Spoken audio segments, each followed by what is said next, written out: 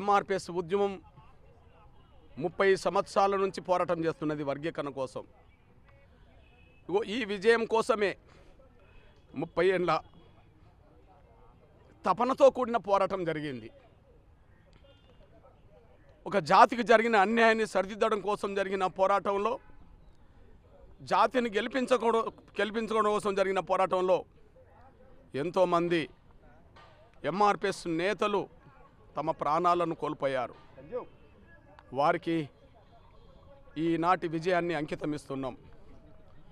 30 ఏళ్ళుగా అలుపెరగని పోరాటం చేస్తూ వచ్చిన, కష్టాలు వచ్చినా, బాధలు వచ్చినా, దెబ్బలు తగిలినా, జైలు పాలైనా, నిందలు పడ్డా, ఎన్ని రకాలుగా అవాంతరాలు అడ్డంకులు ఎదురైనా మొక్కవోని దీక్షతో, అకటింత పట్టుదలతో 30 ఏళ్ళుగా ఉద్యమాన్ని ముందుకు నడిపించిన ఎంఆర్పిఎస్ మాదిగ బిడ్డలందరికీ ఈ విజయాన్ని అంకితమిస్తున్నాం. అదే సమయంలో జాతి యావత్తు 30 ఏళ్ళు ఉద్యమం వైపే నిలబడ్డది. ఎన్నో కుట్రలు, ఉద్యమాన్ని దెబ్బతీసే కుట్రలు జరిగినాయి.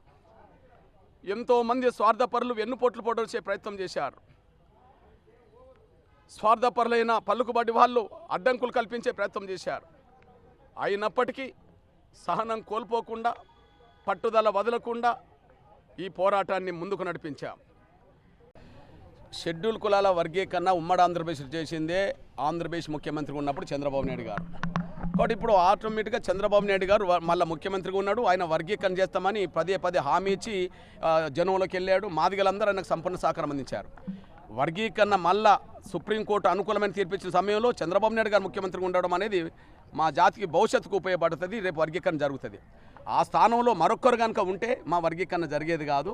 సుప్రీంకోర్టు తీర్పు ఇచ్చినా కూడా దానికి ఏదో సాకులు చెప్పి కొంత అడ్డంకులు కల్పించడానికి ప్రయత్నం చేసేవాళ్ళు. ఇక్కడ చంద్రబాబు నాయుడు గారు ఉండడం వల్ల ఆ వర్గీకరణ అమలు జరుగుతుంది ఆంధ్రప్రదేశ్లో.